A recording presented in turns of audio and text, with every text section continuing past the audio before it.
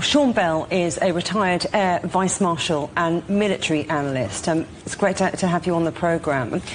Israel's campaign in Iran has been precise. Is the mission to destroy Iran's nuclear programme or bring down the regime?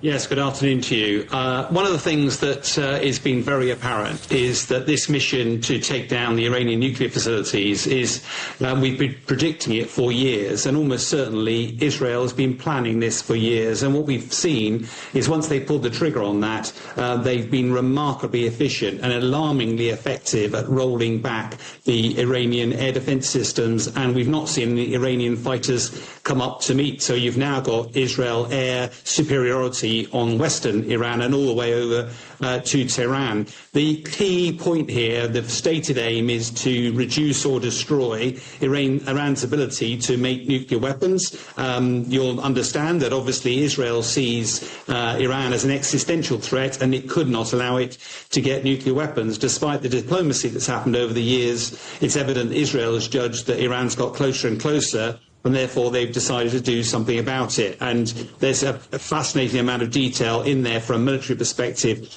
Turning to your question, though, about regime change, I think most of the regions around will be very uncomfortable with the use of language like that, because whatever Prime Minister Netanyahu feels, first of all, you're not going to just use air power to have regime change. And besides, I suspect lots of the other nations around the region, particularly Arab nations, will be significantly less comfortable with talk of regime change. They don't want to see another Arab Spring. They may be comfortable with Iran no longer having the ability to make nuclear weapons, but regime change is a very different story.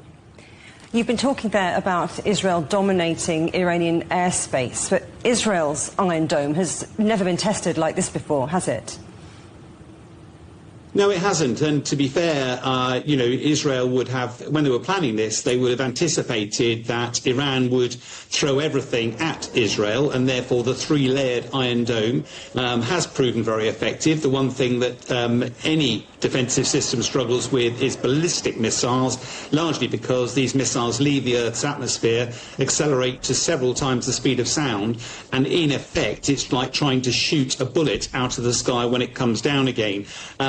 Even so, they've been remarkably effective at taking out some of these missiles, but as we've seen on the media, some get through. But Prime Minister Netanyahu has clearly made the judgment that Iran is a lot more vulnerable now. Iran managed to have a very strong army. It had a particularly strong air defence system, but actually it has no answer to Western air power, and particularly the planning, which I think from an Israeli perspective, they didn't just use missiles to take out Iran's air defence systems. They also put Mossad into the western desert of Iran and were using drones to attack it. So there's been a spectacularly well-planned operation, has completely taken the lid off Iran's air defences, and now you've got Israeli fighter jets operating with impunity over Tehran, just like, I'm stood in London, it was just like Russian fighter jets were flying over the centre of London. That must be very worrying for the Iranian regime.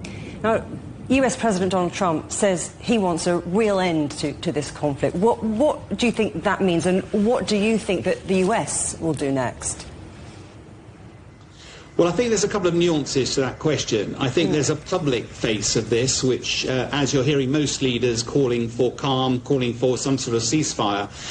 But I'm pretty confident that Prime Minister Netanyahu will be deaf to those calls until he's achieved the objectives. He probably believes this is a once-in-a-generation opportunity to degrade, if not destroy, Iran's nuclear capability, and therefore, until he's done that, he's unlikely to stop. I think the moves that America is doing, which you reported on just before, is because Iran, it feels very vulnerable, and therefore it is threatening everybody. It's threatening America, even the UK, that if it gets involved, that they become a target. And so what America is doing is bolstering its military presence in the region.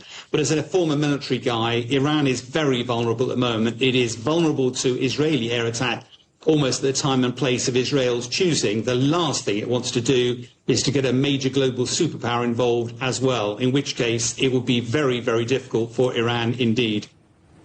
Sean Bell, it's great talking to you again. Sean Bell, retired Air Vice-Marshal and military analyst.